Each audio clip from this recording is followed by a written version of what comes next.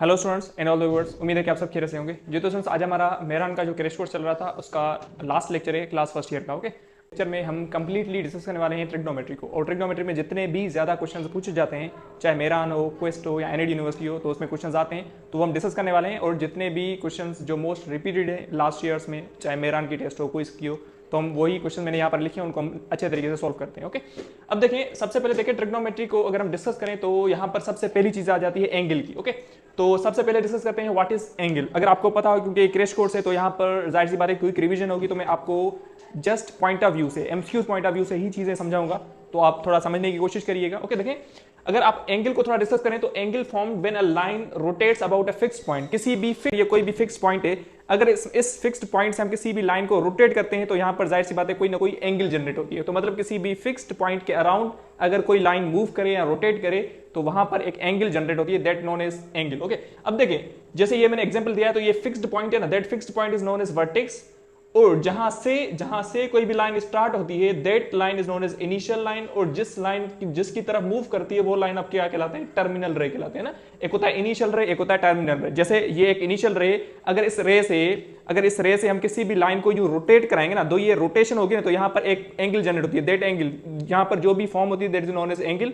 और इस रे को हम कहते हैं इनिशियल रे, और इस रे को हम क्या कहते हैं? टर्मिनल रे कहते हैं। ओके, उसके बाद देखें, एक सिंपल सी डेफिनेशन है standard angle. What is standard angle? Standard angle क्या है? An angle said to be standard if its initial side lies on X axis. जैसे देखिए, अगर हम एक्स एक्सिस और वाई एक्सिस डिस्कस करें तो ये एक्स एक्सिस होता है, ये होता है आपका वाई एक्सिस, है ना। अगर इनिशियल रे एक्स एक्सिस पर लाई करे, दैट जब एंगल फॉर्म होगी ना वहां पर, that angle is known as standard angle. इसका मकसद क्या है कि अगर इनिशियल रे खुद एक्स एक्सिस हो और टर्मिनल रे फिर चाहे वाई एक्सिस हो या ना हो, अगर इनिशियल रे एक्स एक्सिस बन रहा है तो that angle is known as standard angle. तो मैंने यहां पर वही डेफिनेशन लिखी है, an angle is said to be standard if its initial side lies on X axis. Okay, उसके बाद देखें, जब आप किसी भी इनिशियल रे से टर्मिनल रे को रोटेट कराते हैं तो रोटेशन के दो तरीके हो सकते हैं, या तो क्लॉकवाइज हो सकता है या तो एंटी क्लॉकवाइज होता है। अगर इनिशियल रे से आप टर्मिनल रे को क्लॉकवाइज की तरफ मूव करेंगे तो एंगल आपकी नेगेटिव होती है।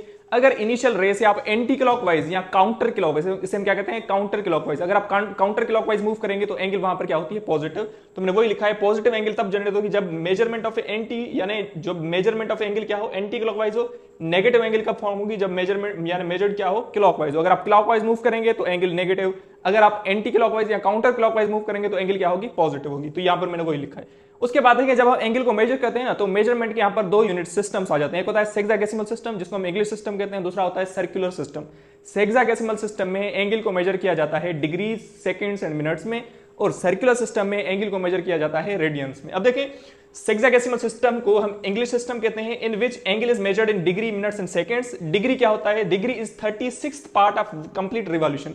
जब एक कंप्लीट रिवॉल्यूशन होता है तो वहां पर 360 डिग्री फॉर्म होती है, और 360th पार्ट जो होता है ना, उसे हम कहते हैं 1 डिग्री। यानी कंप्लीट रिवॉल्यूशन में 360 डिग्री होगी तो उसका 360th पार्ट 1 डिग्री कहलाता है। ठीक है, तो मैंने यहां पर वही लिखा है। उसके बाद अगर हम मिनट को डिस्कस करें तो मिनट क्या है? 60th part of A degree. किसी भी डिग्री का 60वां हिस्सा है ना, किसी भी डिग्री का 60th part is known as 1 minute. तो 1 मिनट को हम ऐसे डिनोट करते हैं, यानी 1 उसके ऊपर जो प्राइम होगा। अगर 2 मिनट आप करेंगे तो क्या होगा? 2 उसके ऊपर आके एक प्राइम लगा देंगे। उसके बाद अगर हम सेकंड को देखें तो सेकंड जैसे हम टाइम में डिस्कस करें, लेकिन यहाँ पर टाइम वाला सेकंड नहीं होता, लेकिन कॉन्सेप्ट थोड़ा आप वो उससे मैच कर सकते हैं। सेकंड क्या है? 60th part of a minute, यानी हर मिनट का जो 60वां हिस्सा होता है, 60th पार्ट होता है, उसे हम क्या कहते हैं? 1 सेकंड कहते हैं। तो मैंने वही लिखा है, 60th part of a minute is known as 1 second. और 1 सेकंड को हम डबल प्राइम से डिनोट करते हैं। अगर 1 सेकंड होगा तो 1 के ऊपर डबल प्राइम होगा।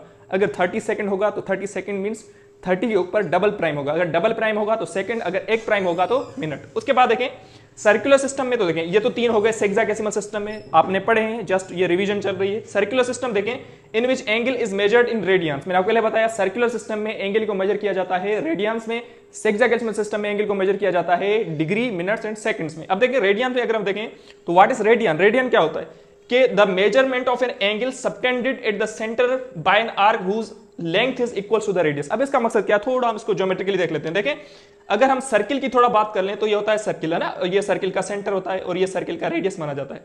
अगर मैं इस रेडियस को यूं कर दूं तो ये भी एक रेडियस ही बनेगा ना, ये भी रेडियस है, ये भी एक रेडियस है, ये भी रेडियस है। अगर रेडियस की लेंथ के हिसाब से अगर मैं कोई यहां पर आर्क बना लूं ना, रेडियस के बराबर ही मैं कोई यहां पर आर्क बना लूं, तो उस आर्क पे यहां पर जो एंगल फॉर्म होती है ना, वो कहलाती है 1 radian.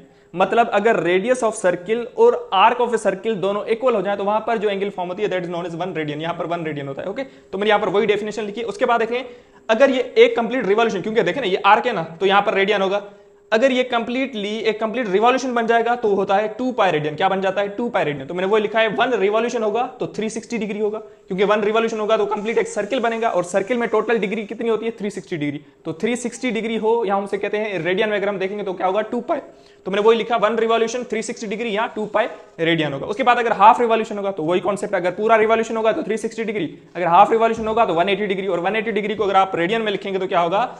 Pi by pi radian है ना, कितना होगा? Pi radian. अगर 2 पाई रेडियन है तो 360, अगर पाई है तो क्या होगा? 180 डिग्री। उसके बाद देखें, अगर हम 1 डिग्री को मेजर करना चाहें ना, अगर 1 डिग्री को मेजर करें तो 1 डिग्री बराबर होता है पाई बाय 180, यानी पाई की वैल्यू को 180 से डिवाइड करेंगे तो वो क्या बनेगा? वो आपका बन जाएगा 1 डिग्री बन जाएगा ना। अगर आप पाई की वैल्यू को क्या करें? 180 से डिवाइड करवा दें। देखें पाई की वैल्यू 3.1415, उस तरीके से आप 180 की डिवाइड करवाएंगे तो 1 डिग्री किसके बराबर आ जाएगा? 0.01745 रेडियन। ये इंपॉर्टेंट है, याद होना चाहिए कि 1 डिग्री किसके बराबर होता है? 0.01745 रेडियन के बराबर होता है। उसके बाद देखें, अगर हम 1 रेडियन की बात करें तो 1 रेडियन किसके बराबर होता है? 180 अपॉन पाई। देखिए 1 डिग्री पाई बाय 180, तो 1 रेडियन 180 अपॉन पाई। उसके बाद देखें 180 को पाई से डिवाइड करें तो 180 डिवाइड बाय पाई, पाई की वैल्यू क्या है? 3.14, तो 180 को 3.14 से डिवाइड करेंगे तो होगा 57.3 डिग्री। 57.299 होता है, लेकिन आप अप्रोक्सीमेट करके 57.3 डिग्री कर सकते हैं। तो याद होना चाहिए 1 रेडियन 1 डिग्री बराबर होता है 0.01745 रेडियन।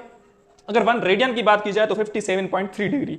अगर मैं आपसे पूछूं क्या यहां पर 2 डिग्री हो तो आप चेक कर सकते हैं ना, 1 रेडियन इसके बराबर है तो 2 डिग्री, इसको आप 2 से मल्टीप्लाई करवा देंगे अगर एमसीक्यू इस पैटर्न से आ जाए। अगर आपसे ये बोला जाए 1 रेडियन तो इसके बराबर, लेकिन अगर 2 रेडियन हो तो आप इसको 2 से मल्टीप्लाई करवा देंगे, तो इजीली आप इसको सोल्व कर सकते हैं। इस तरीके से भी एमसीक्यूज आते हैं। उसके बाद कुछ इंपॉर्टेंट पॉइंट्स है। एरिया ऑफ सर्किल आपको पता है pi r square, circumference of circle 2 pi r, और कभी कभी एरिया ऑफ सेक्टर भी पूछा जाता है। तो एरिया ऑफ सेक्टर का फार्मूला आपको याद होना चाहिए। If R is a radius, R radius होगा सर्किल का, तो एरिया ऑफ सेक्टर का फार्मूला होता है R square, area of sector is equal to R square theta by 2। Okay, R square theta by 2 होता है, तो ये आपको याद होना चाहिए। ओके, तो एरिया ऑफ सेक्टर वैसे आता तो नहीं है, लेकिन आपको आना चाहिए कि एरिया ऑफ सेक्टर का क्या फार्मूला होता है? R square theta by 2। ठीक है, उसके बाद देखें कुछ आगे हम थोड़ा डिस्कस करते हैं। देखें ये बहुत ज्यादा इंपॉर्टेंट पॉइंट्स है, इसको थोड़ा समझिएगा ना। क्या है कि इन 1 और minute hand clock moves 2 pi radian, मतलब एक क्लॉक में अगर आप मिनट हैंड को देखें, आप जैसे आप क्लॉक को देखते हैं ना, अगर उस क्लॉक में मिनट हैंड को मूव कराएं एक पूरा क्लॉक, तो एक पूरा रिवॉल्यूशन बनेगा ना, पूरा रिवॉल्यूशन बन जाएगा। अगर पूरा रिवॉल्यूशन बनेगा तो वहां पर एंगल कितनी होगी? अगर आप एंगल देखो तो 2 पाई रेडियन, क्योंकि पूरा रिवॉल्यूशन बन जाएगा। तो मैंने आपको बताया 2 पाई रेडियन या 360 डिग्री। तो अगर आप 1 और मिनट में हैंड क्लॉक कितना मूव होगा? 2 पाई रेडियन। मतलब मिनट वाली जो भी क्लॉक में आप बोले जो क्या बोलते हैं उसे, ठीक है, उसको आप अगर आप 1 घंटे के लिए मूव कराएंगे ना तो वो कंप्लीटली एक रिवॉल्यूशन बन जाता है। अगर रिवॉल्यूशन बनेगा तो वो 2 पाई रेडियन या 360 होगा। उसके बाद देखें इन 1 और हैंड क्लॉक मूव्स, जैसे क्लॉक होता है, इस क्लॉक से अगर आप एक क्लॉक को एक क्लॉक की तरफ मूव करें, जैसे यहां पर 12 होता है, यहां पर 1 है ना, अगर आप देखें तो यहां पर ये 12 है और ये 1 है ना, तो यहां पर ये होता है 2, फिर यहां पर होता है 3, इसी तरीके से। तो यहां पर एंगल कितनी फॉर्म होती है, आपसे ये पूछा जा रहा है ना। अगर क्लॉक हैंड को 1 क्लॉक के लिए मूव करें तो यहां पर एंगल जो बनती है ना वो होती है 30 डिग्री। ये याद होना चाहिए 30 डिग्री। यहां पर इसको ऐसे भी कन्वर्ट कर सकते हैं पाई बाय 6, क्योंकि पाई की वैल्यू होती है 180 और 180 को 6 से डिवाइड करेंगे तो 30 डिग्री आएगा ना। तो ये कन्वर्जन आपको आनी चाहिए ना। पाई बाय 4 हो तो भी आपको आना चाहिए, पाई बाय 3 हो आपको आना चाहिए, कन्वर्जन आपको आनी चाहिए। ओके, तो अगर 1 और हैंड 1 घंटे के लिए मूव करेंगे तो यहां पर एंगल कितनी होती है? 30 डिग्री। याद होना चाहिए अगर और हैंड को 1 घंटे के लिए मूव करेंगे तो कितनी एंगल फॉर्म होगी? 30 डिग्री। अगर 1 मिनट हैंड को 1 आवर के लिए मूव करेंगे तो टोटल रिवॉल्यूशन बनेगा वो होगा 360 डिग्री। याद होना चाहिए। उसके बाद देखें तीसरी पॉइंट क्या है कि इन 30 मिनट्स और हैंड क्लॉक मूव्स 30 मिनट्स। अब देखें 1 आवर के लिए कितनी मूव कर रही थी? 30 डिग्री। अगर 30 मिनट्स की बात करें तो हाफ आवर होगा ना। अगर हाफ आवर होगा तो 30 से हाफ हो जाएगी तो एंगल कितनी होगी? 15 डिग्री।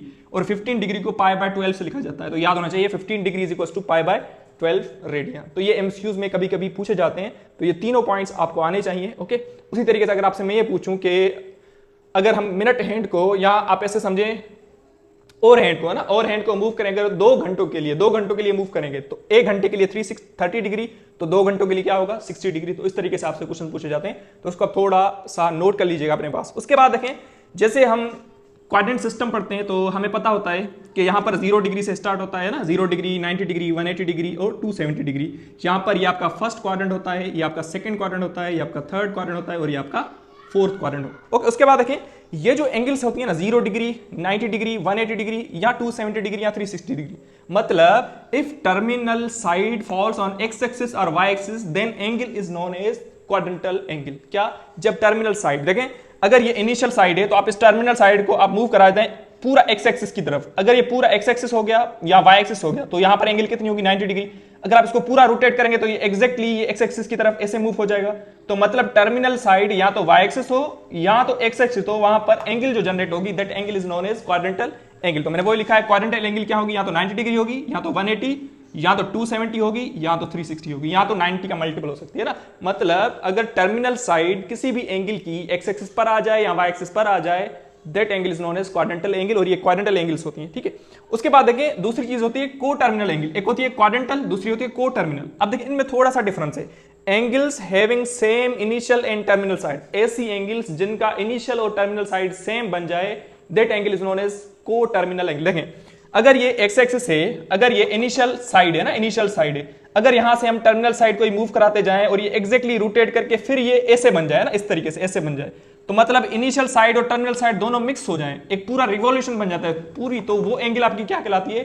को टर्मिनल एंगल कहलाती है। ठीक है, तो मैंने वही लिखा है angles having same initial and terminal side is known as coterminal angle. Okay, जैसे को टर्मिनल एंगल होगी तो थीटा प्लस 360 के होगा। अब यहां पर के कोई ना कोई इंटीजर होगा, अगर ये k1 होगा तो थीटा प्लस 360, तो मतलब 360 में कोई भी एंगल आप ऐड करवा देंगे तो वो आपकी को टर्मिनल एंगल। ये एमसीक्यूज पॉइंट ऑफ व्यू के लिए अगर ये थीटा प्लस 2 पाई के हो तो भी आपकी क्या एंगल कहलाती है? को टर्मिनल एंगल कहलाती है। मतलब अगर इनिशियल, और ये डेफिनेशन याद होनी चाहिए क्या? Having same initial and terminal side, अगर किसी भी एंगल की इनिशियल और टर्मिनल साइड सेम होगी that angle is known as coterminal angle. बस याद होना चाहिए एमसीक्यूज पॉइंट ऑफ व्यू के लिए। ओके, उसके बाद देखें यूनिट सर्किल की हम बात करें तो यूनिट सर्किल क्या होता है? A circle whose radius is 1, ऐसा सर्किल जिसका रेडियस 1 हो। अगर ये ऐसे हम ड्रॉ कर लें तो अगर हम इसको एक यूनिट मान ले तो ये रेडियस कहलाता है ना, ये रेडियस। अगर ये रेडियस 1 यूनिट होगा that circle is known as unit circle. तो यूनिट सर्किल ऐसा सर्किल होता है जिसका रेडियस 1 होता है। ओके, उसके बाद एक होता है स्टैंडर्ड यूनिट सर्किल। अब स्टैंडर्ड यूनिट सर्किल क्या होता है? स्टैंडर्ड यूनिट सर्किल के having radius 1 unit and centre is at origin, ऐसा सर्किल जिसका रेडियस 1 यूनिट हो लेकिन उसका रेडियस कहां पर हो? ओरिजिन पर हो, that angle is known as 1 और स्टैंडर्ड यूनिट सर्किल है ना। जैसे अगर ये है ना, तो यहां पर इसका देखें, इसका सेंटर कहां पर है? इसका सेंटर ओरिजिन पर है और इसका यूनिट 1 रेडियस है, तो इस सर्किल को हम क्या कहेंगे? That circle is known as standard unit circle. तो समझ में आ गया स्टैंडर्ड यूनिट सर्किल क्या होता है और यूनिट सर्किल क्या होता है ना। यूनिट सर्किल में रेडियस 1 यूनिट होगा, स्टैंडर्ड यूनिट सर्किल में रेडियस 1 यूनिट तो होगा लेकिन उसका सेंटर ओरिजिन पर होगा। उसके बाद देखें, ये इंपॉर्टेंट चीजें थी। उसके बाद देखें जैसे हम क्वाड्रेंट सिस्टम को पढ़ते हैं तो first quadrant, second, third and fourth, in quadrants में हम ट्रिग्नोमेट्रिक रेशियोज को भी डिस्कस करते हैं, जैसे sine theta, cos theta, tangent theta, sec theta, cosec theta and cotangent theta, है ना।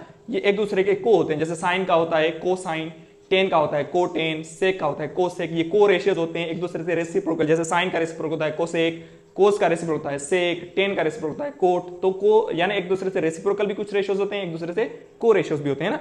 तो आपको पता है sine theta equals to perpendicular upon hypotenuse, cos theta equal to base upon hypotenuse, tan theta equals to perpendicular upon hypotenuse. उसके बाद अगर देखें, अगर मैं आपसे ये बोलूं कि सेक थीटा बताएं, सेक थीटा किसके बराबर है? तो सेक थीटा रेसिप्रोकल होता है कोसेक का, आप ऐसे लिख सकते हैं sec theta equals to 1 upon cos, ऐसे लिख सकते हैं क्योंकि एक दूसरे से रेसिप्रोकल होते हैं। अगर कोस की वैल्यू परपेंडिकुलर अपॉन हाइपोटेन्यूज है तो सेक की वैल्यू क्या हो जाएगी? Hypotenuse upon base. ओके, उसी तरीके से अगर कोसेक की बात करें, कोसेक थीटा, तो कोसेक थीटा रेसिप्रोकल होता है साइन का, तो cosec is equals to 1 upon sine आप लिख सकते हैं। तो अगर cosec sine perpendicular upon hypotenuse है तो कोसेक किसके बराबर होगा? बोलेंगे सर हाइपोटेन्यूज अपॉन परपेंडिकुलर। इसी तरीके से अगर आप कोट थीटा की बात करें तो कोट थीटा रेसिप्रोकल होता है टेन का, अगर टेन की वैल्यू परपेंडिकुलर अपॉन बेस है तो इसकी वैल्यू क्या होगी? Base upon perpendicular. ठीक है, तो ये कोर यानी रेसिप्रोकल रेशियोज होते हैं, ट्रिग्नोमेट्रिक रेशियोज।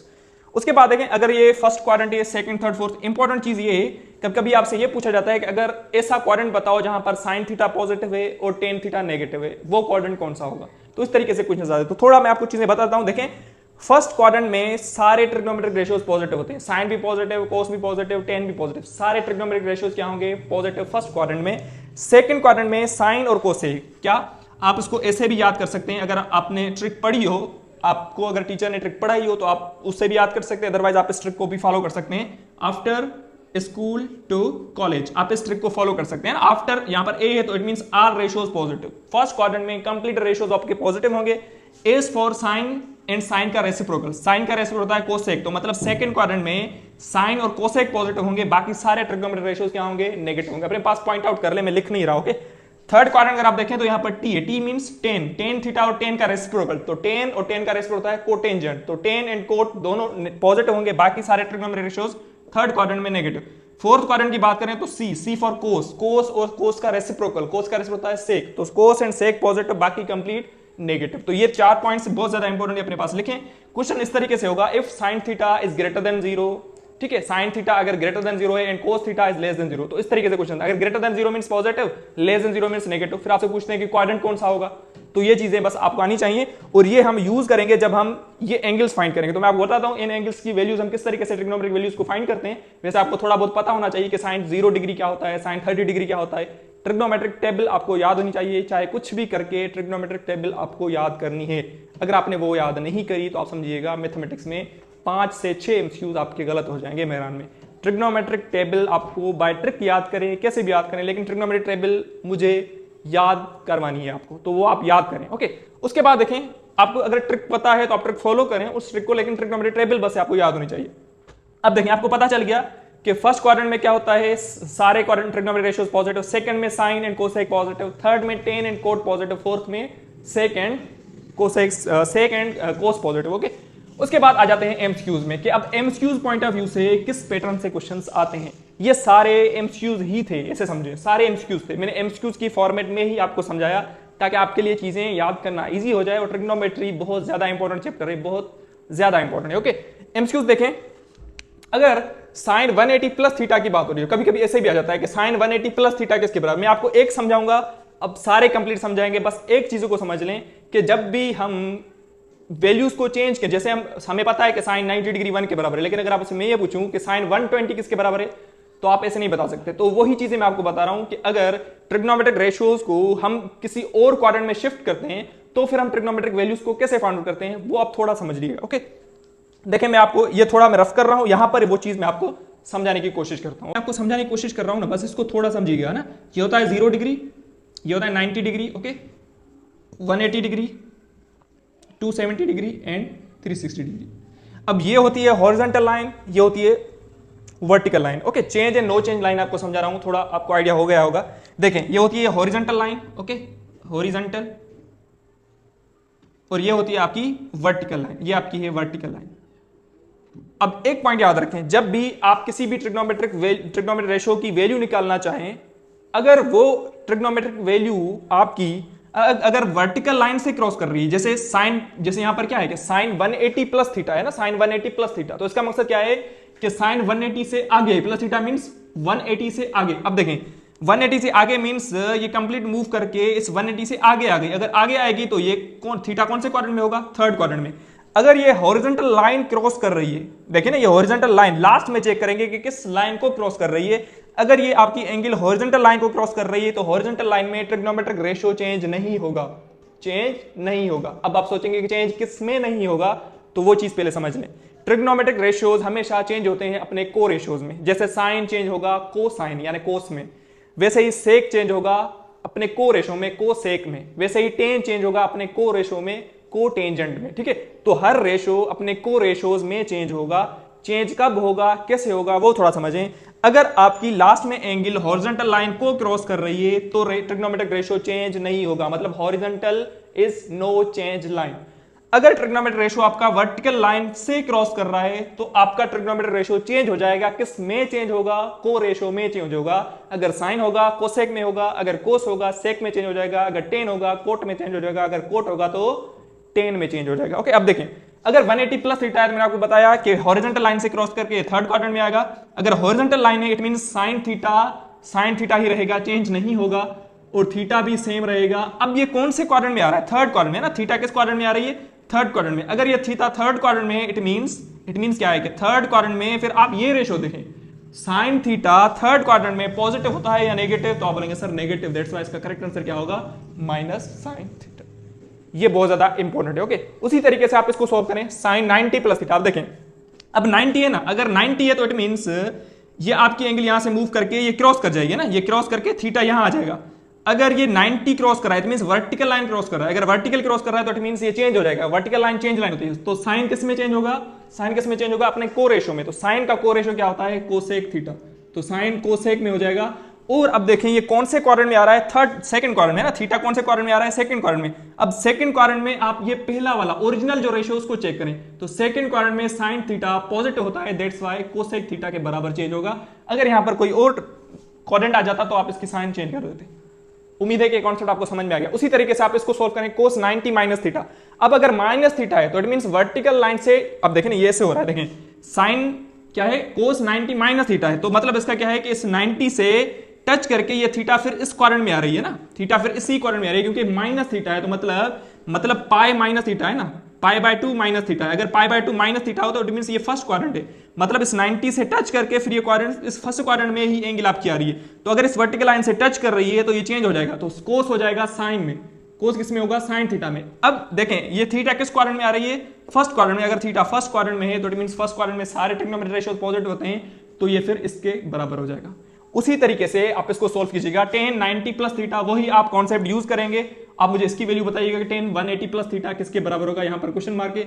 उसी तरीके से अब इसको देखते हैं, यहां पर वैल्यू है sin 120 plus theta, sin 120 degree. अब इस तरीके से क्वेश्चन जरूरी आता है ना, इस तरीके से एंगल में क्वेश्चन जरूरी मेहरान में पूछा जाता है। अब इसको थोड़ा देख लेते हैं। देखें अगर वैल्यू में देख लें sin 120 प्लस थीटा, अब देखें सबसे पहले देखें sin 120 है ना, आप इस 120 एंगल को पकड़ें, पहले एंगल 120, अगर 120 है तो ये क्रॉस कर जाएगा, 120 यहां कहीं होगा, इस क्वाड्रेंट में होगा 120, क्योंकि ये 180 है तो 120 यहां कहीं होगा। अगर इस 90 को क्रॉस कर रहा है तो इट मींस 180 से क्या करें, 120 है ना टोटल एंगल, तो 120 से जो एंगल क्रॉस कर रहा है ना क्वाड्रेंटल एंगल, वो डिलीट कर दें, वो कट कर दें। अगर 120 है तो 90 गए, क्या हो जाएगा, ये हो जाएगा 30 डिग्री, क्या होगा 30 डिग्री, 30 डिग्री आपका बच जाएगा।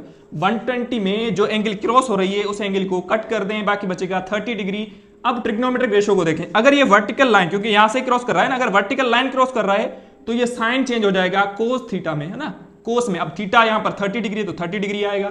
अब साइन, क्योंकि ये थीटा इस क्वाड्रेंट में आ रहा है, सेकंड क्वाड्रेंट में साइन थीटा होता है, साइन थीटा सेकंड क्वाड्रेंट में होता है पॉजिटिव, तो ये वैल्यू आ जाएगी पॉजिटिव। अब कोस 30 की वैल्यू बताएं, आपको पता है ना, अगर मैंने आपको पहले बताया ट्रिग्नोमेट्रिक टेबल आपको आनी चाहिए, तो कोस 30 डिग्री किसके बराबर होता है, कोस 30 डिग्री होता है, 30 डिग्री आपका बराबर होता है रेडिकल 3/2 के बराबर, ठीक है। तो इस तरीके से आप इन ट्रिग्नोमेट्रिक वैल्यूज को क्या करते हैं, चेंज करते हैं। अब देखें अगर मतलब आप यहां पर डायरेक्टली वैल्यू लिखना चाहें तो क्या वैल्यू होगी, रेडिकल 3/2। इसी तरीके से अगर tan 300 की बात करें, tan 300 की थोड़ा समझिएगा, वही कॉन्सेप्ट होगा, थोड़ा समझिएगा ध्यान से।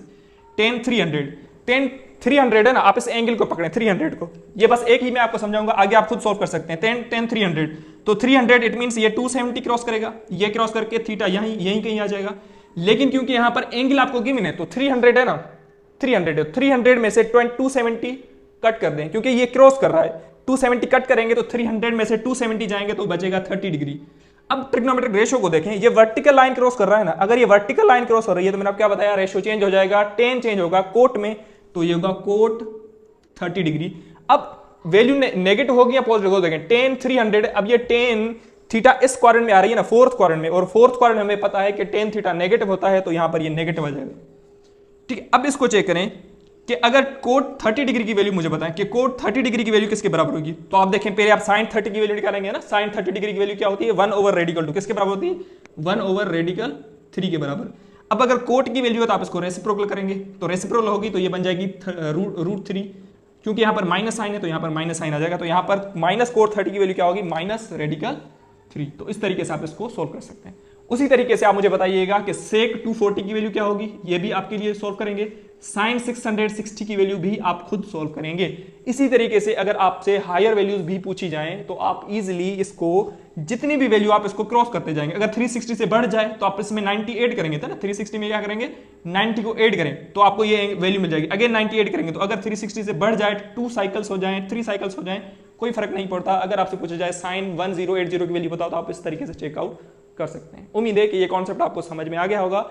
अब ये जो मैंने कॉन्सेप्ट आपको अभी बताया ना, ये बहुत ज्यादा इंपॉर्टेंट है। इसमें क्वेश्चन मेरान में एनी हाउ क्वेश्चंस जरूरी आते हैं। लास्ट ईयर भी क्वेश्चंस आए थे, 2024 में भी क्वेश्चन आए थे। ये बहुत ज्यादा इंपॉर्टेंट कॉन्सेप्ट है, ओके। तो इस तरीके से आप इनकी वैल्यूज निकालिएगा। उसके बाद देखें अगर हम बात करें साइन एन पाई, क्योंकि साइन पाई, साइन 2 पाई, साइन 3 पाई इस तरीके से क्वेश्चन आते हैं, तो हमेशा याद रखिएगा साइन एन पाई की वैल्यू ही 0 के बराबर होती है। फिर साइन पाई हो तो भी 0, साइन 2 पाई 0, साइन 10 पाई 0, साइन 11 पाई 0, साइन एन पाई ही 0 होगा, क्योंकि यहां पर n इंटीजर होता है तो साइन एन पाई ही 0 होगा। उसके बाद अगर कोस एन पाई की बात करें तो कोस एन पाई, अब ये n पे डिपेंड करता है कि अगर n इवन होगा तो वैल्यू 1 आएगी, अगर n ओड होगा तो वैल्यू -1 आएगी। मतलब अगर आपसे मैं ये पूछूं ना कि कोस 2 पाई, तो 2 इवन है ना, तो मतलब इसकी वैल्यू 1 आएगी। अगर कोस 3 पाई की बात करूं, 3 ओड है तो वैल्यू -1 आएगी।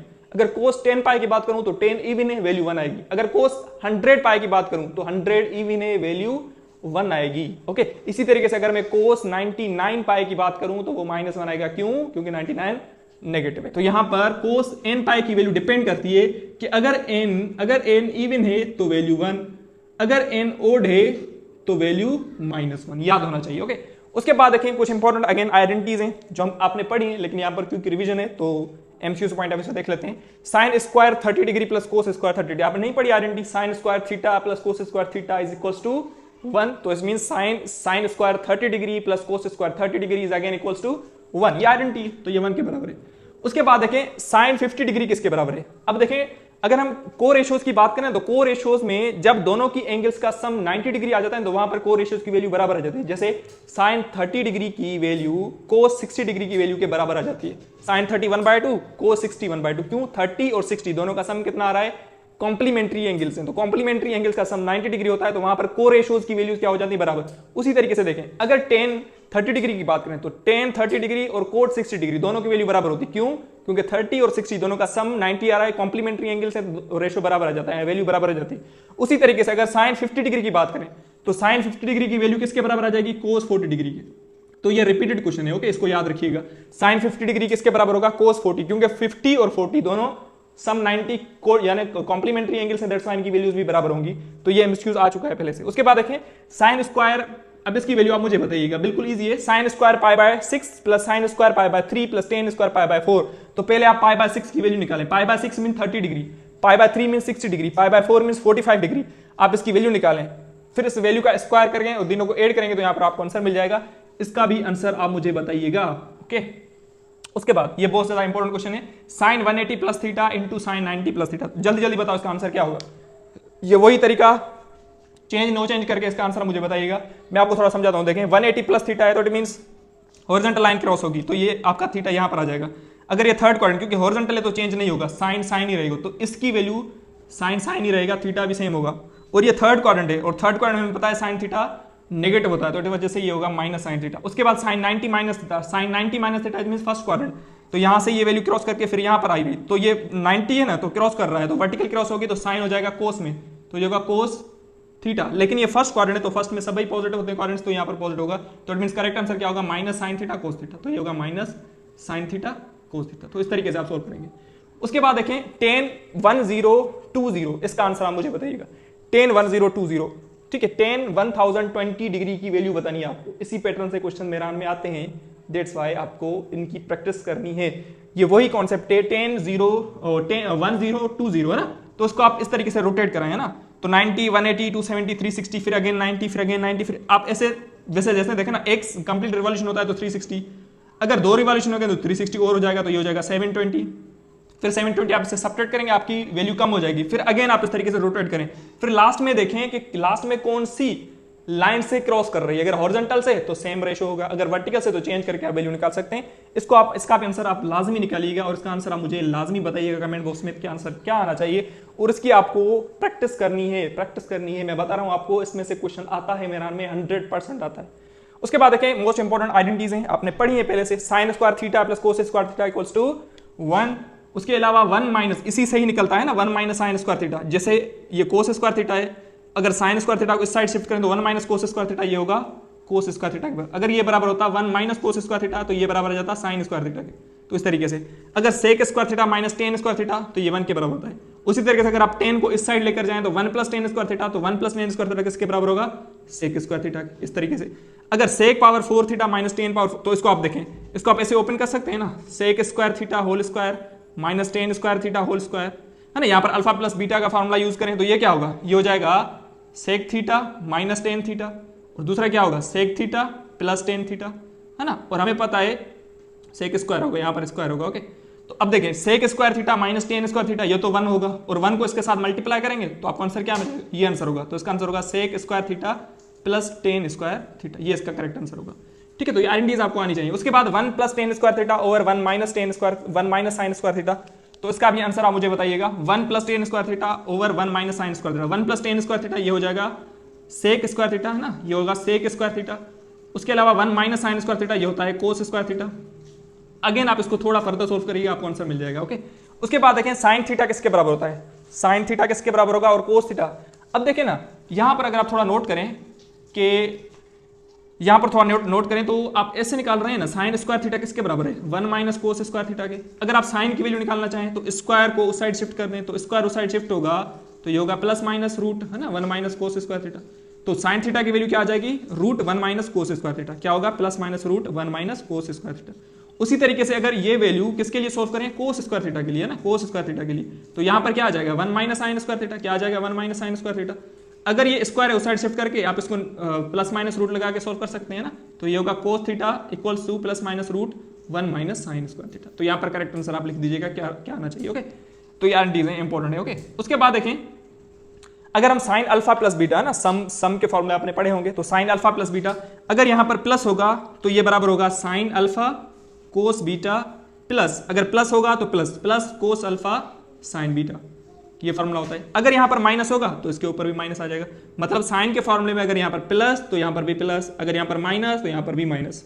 उसके अलावा अगर कोस की बात करें तो कोस अल्फा कोस ये किसके बराबर होता है, देखें कोस अल्फा कोस बीटा, अगर बीच में प्लस तो यहां पर माइनस, फिर होगा साइन अल्फा साइन बीटा, अगर यहां पर प्लस तो यहां पर माइनस, अगर यहां पर माइनस तो यहां पर प्लस। ओके, तो ये दोनों फॉर्मूले आपको आने चाहिए। उसके बाद टेन अल्फा प्लस बीटा और टेन अल्फा माइनस बीटा, तो देखें अगर टेन अल्फा की बात करें तो ये होगा टेन अल्फा, अगर यहां पर प्लस होगा तो यहां पर minus, tan alpha minus tan beta, और नीचे क्या होगा, नीचे होगा 1 plus tan alpha tan beta, tan alpha tan beta. अब देखें अगर यहां पर देखें अगर यहां पर प्लस होगा तो टेन अल्फा प्लस बीटा है, तो टेन अल्फा माइनस, यहां पर माइनस होगा फिर नीचे प्लस होगा 1 plus tan alpha tan beta. लेकिन अगर यहां पर माइनस होगा तो यहां पर फिर क्या आ जाएगा प्लस, फिर यहां पर क्या आ जाएगा माइनस। ठीक है, तो मतलब अगर यहां पर टेन के फॉर्मूले में यहां पर प्लस तो यहां पर माइनस, फिर यहां पर प्लस, अगर यहां पर माइनस होगा तो यहां पर प्लस, यहां पर माइनस, ये थोड़ी चेंज होती है। ठीक है, ये तीनों फॉर्मूले आपको आने चाहिए, सम के फॉर्मूले डायरेक्टली एमसीक्यू में पूछे जाते हैं। उसके अलावा डबल एंगल फॉर्मूले भी आपने पढ़े हैं, डबल एंगल फॉर्मूले पढ़े हैं। ओके, साइन 2 थीटा किसके बराबर होता है, 2 साइन थीटा कोस थीटा के बराबर होता है। कोस 2 थीटा के आपने बहुत सारे फॉर्मूले पढ़े होंगे, कोस 2 थीटा के एक आपने फॉर्मूला पढ़ा होगा कोस square theta minus sine square theta, है ना, ये भी कोस 2 थीटा के बराबर होता है। इसी तरीके से इसको आप थोड़ा ओपन करेंगे ना तो आपको ये भी फॉर्मूला मिल जाता है 1 minus 2 sine square theta, again cos 2 theta के बराबर होता है, ये भी कोस 2 थीटा ही होता है। आप इसको थोड़ा ओपन करेंगे ना तो ये भी फार्मूला आप जनरेट कर सकते हैं, इस फार्मूले को आप खुद बना सकते हैं। थोड़ा इस कोस स्क्वायर की जगह 1 माइनस साइन स्क्वायर रख दें, कोस स्क्वायर की जगह आप क्या लिखें 1 माइनस साइन स्क्वायर थीटा, और यहाँ पर माइनस साइन स्क्वायर थीटा है, तो 1 ये माइनस साइन, ये भी माइनस साइन, तो माइनस 2 साइन स्क्वायर थीटा, तो ये अगेन कोस 2 थीटा का फार्मूला बन जाएगा, है ना। उसी तरीके से देखें अगर आप इसको देखें 2 कोस स्क्वायर थीटा माइनस 1, ये भी अगेन कोस 2 थीटा ही होता है, ये भी कोस 2 थीटा होता है, क्योंकि यहाँ पर अगर आप इसको ओपन करें साइन स्क्वायर थीटा की जगह 1 माइनस कोस स्क्वायर थीटा लगा दें तो आपको ये फार्मूला मिल जाएगा 2 कोस स्क्वायर थीटा माइनस 1, ये डायरेक्टली आते हैं तो आपको आने चाहिए डायरेक्टली। ओके, उसके बाद है साइन 3 थीटा।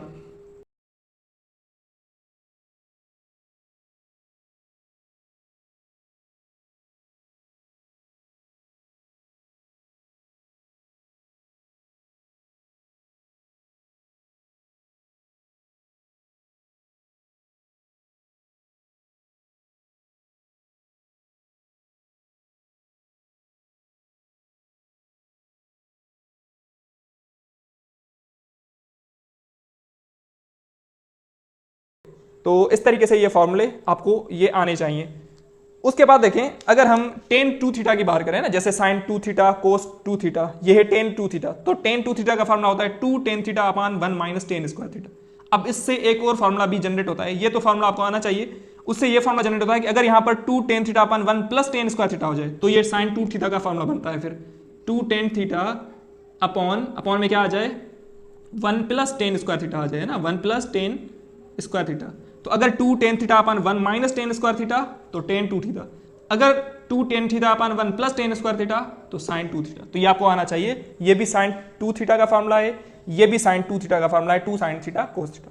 उसके बाद देखें उसी तरीके से कोस 2 थीटा का ये भी फॉर्मूला बन सकता है, ये भी आपको आना चाहिए एमसीक्यूज पॉइंट ऑफ व्यू के लिए। Cos 2 theta equals to 1 minus tan square theta upon 1 plus tan square theta, ये भी अगेन ये भी इसी से ही फॉर्मूला बनता है। ओके, उसके बाद है हाफ एंगल फॉर्मूला, ये भी आपने पढ़े हैं, sine alpha upon 2 plus minus 1 minus cos alpha upon 2 और cos alpha upon 2 plus minus 1 plus, यहां पर अगर कोस अल्फा अपॉन 2 होगा तो कोस अल्फा ही, लेकिन अगर कोस होगा तो बीच में प्लस, अगर यहां पर साइन होगा तो बीच में माइनस, बस ये डिफरेंस होता है।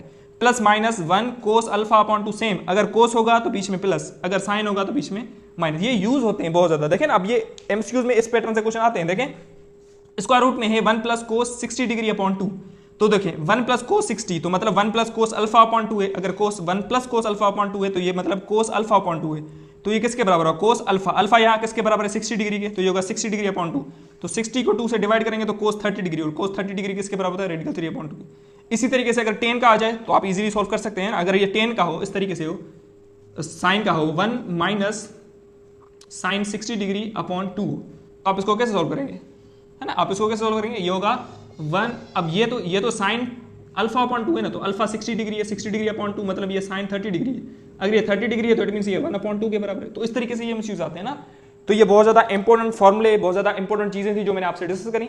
अब आगे थोड़ा हम चीजें डिस्कस करते हैं कि अगर आपसे डोमेन रेंज पूछी जाए साइन की, कोस की, टेन की, अभी इसमें भी क्वेश्चन आते हैं, उसके अलावा पीरियड्स ऑफ ट्रिग्नोमेट्रिक फंक्शंस, इसको भी हम थोड़ा डिस्कस कर लेते हैं। ठीक है स्टूडेंट्स, तो अब हम डिस्कस करने वाले हैं कि पीरियड्स ऑफ ट्रिग्नोमेट्रिक फंक्शन के साथ साथ कभी कभी डोमेन एंड रेंजेस के क्वेश्चन भी पूछे जाते हैं और आते हैं, जरूरी आते हैं। ठीक है, तो इसको हम डिस्कस करते हैं। देखें साइन एंड कोस की अगर हम बात करें तो sine theta and cos theta का जो डोमेन होता है वो माइनस इन्फिनिटी से इन्फिनिटी यानी रियल नंबर होता है। अगर रेंज की बात करें तो -1 से 1, ये दो चीजें आपके लिए इंपॉर्टेंट है, इसको याद करना है।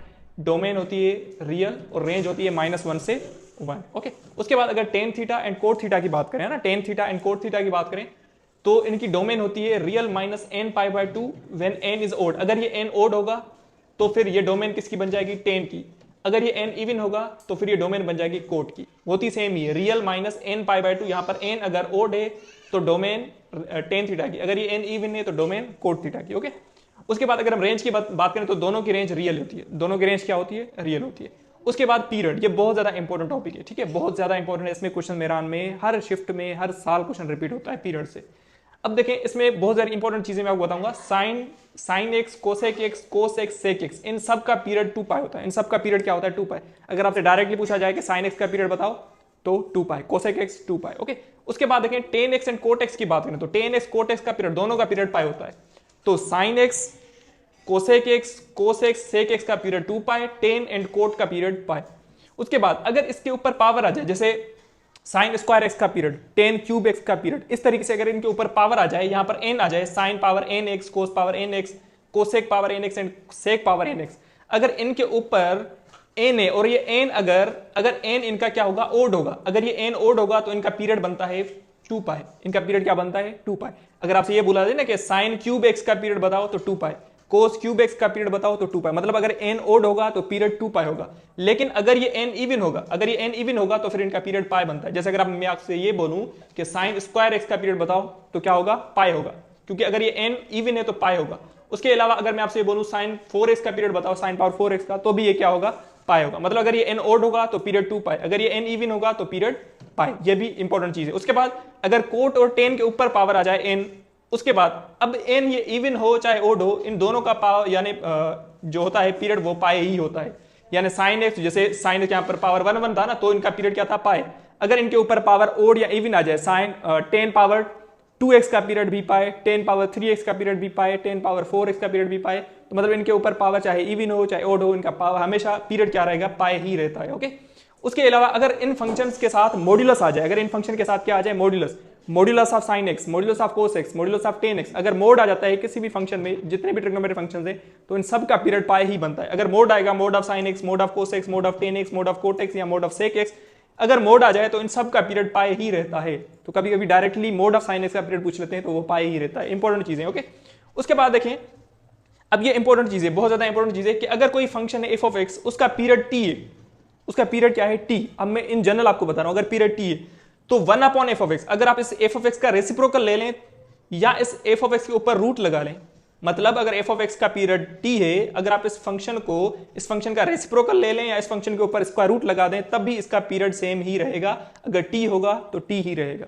तो ये इंपॉर्टेंट चीज है। मगर आपसे ये बोलूं ना कि sin x का पीरियड अगर 2 पाई है तो 1/sin x का पीरियड भी क्या रहेगा, 2 पाई रहेगा। इसका मकसद ये है। ओके, उसके बाद देखिए आपसे क्वेश्चन इस पैटर्न से पूछे जाते हैं कि sin 4x का पीरियड बताओ। अब देखें यहां पर x नहीं है, क्या है, 4x है। अगर इस पैटर्न से क्वेश्चन आ जाए तो इजी है, इस 4x को पकड़ें, इसके पीरियड के बराबर कर दें। साइन का पीरियड क्या होता है, मैंने आपको बताया 2 पाई, तो इसको 2 पाई के बराबर कर दें और यहां से x की वैल्यू निकालें। आप x की वैल्यू निकालेंगे तो वो होगी 2 पाई अपॉन 4, इसको कैंसिल करेंगे तो पाई बाय 2, तो इसका पीरियड क्या बनेगा, पाई बाय 2। उसी तरीके से अगर ये कोस x बाय 2 का पीरियड बताना है तो इस x बाय 2 को इसके पीरियड के बराबर कर दें, x बाय 2। अब कोस का पीरियड क्या होता है, 2 पाई, तो कोस का पीरियड क्या होगा, 2 पाई।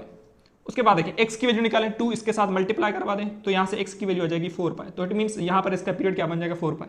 उसी तरीके से अगर ये tan 3x है तो आप क्या करेंगे, इस 3x को इसके पीरियड के बराबर करें, tan का पीरियड पाई ही होता है तो यहां पर आएगा पाई, और x की वैल्यू निकालें तो वो होगी पाई बाय 3। तो ये क्वेश्चन रिपीट होते हैं इस पैटर्न से मेरान में क्वेश्चन, तो इनकी आपको प्रैक्टिस करनी है। उम्मीद है कि ये वन शॉट लेक्चर ट्रिग्नोमेट्री आपको अच्छे तरीके से समझ में आ चुका होगा।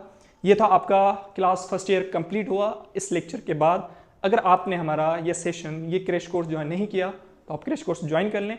फिर इंशाल्लाह अपकमिंग लेक्चर में हम डिस्कस करने वाले हैं क्लास इंटर को। क्लास फर्स्ट ईयर के टोटल 3 या 4 चैप्टर यानी लेक्चर्स हुए थे। आई थिंक हमने कंप्लीटली चीज़ें वो सारी डिस्कस करनी जो मेरान में और क्विज में पूछी जाती हैं। इन 4 लेक्चर्स के साथ आपका क्लास फर्स्ट ईयर अब खत्म हुआ। अब हम इंटर की तरफ मूव करेंगे और उसमें जितने भी इंपॉर्टेंट क्वेश्चंस हर एक चैप्टर में से आते हैं वो भी हम इंशाल्लाह डिस्कस कर लेंगे। सो मिलते हैं उन्हीं ही लेक्चर्स में। अपना बहुत सारा ख्याल रखिएगा, अपनी हेल्थ का ख्याल रखिएगा और अपने पेरेंट्स का ख्याल रखिएगा। थैंक यू, अल्लाह हाफिज़।